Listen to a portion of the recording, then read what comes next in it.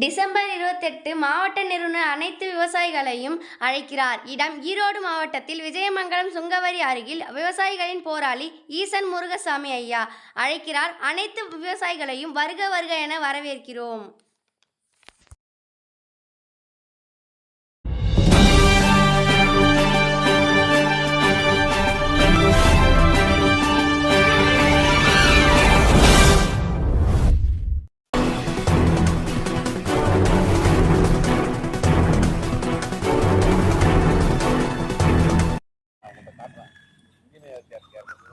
நாகப்பட்டினம் மாவட்டத்தில் இந்த விவசாய நிலம் இந்த தொழிற்சாலையால் முழுவதும் பாதிக்கப்பட்டுச்சு.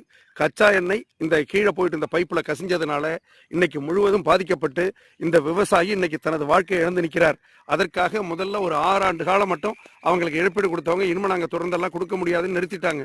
இப்போது அவங்க செய்வதறியாது தவிக்கிறாங்க. இந்த நிலம் விவசாயத்துக்கு லாயக்கு இல்லாத மாறி போச்சு.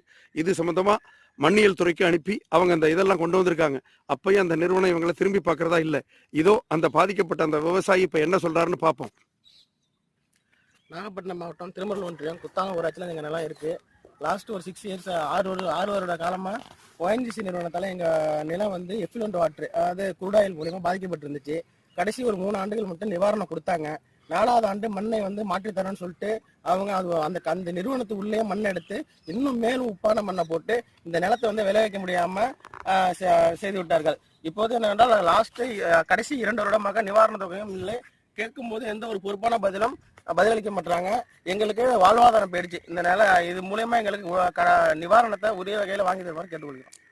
வாழ்வாதாரம் இழந்து தவிக்கின்ற இந்த விவசாயிக்கு உடனடியாக நீதி கிடைக்க வேண்டும். நீதி கிடைக்கும் வரை நமது தமிழக விவசாயிகள் பாதுகாப்பு சங்கம் அவருக்காக போராடும். நன்றி, வணக்கம்.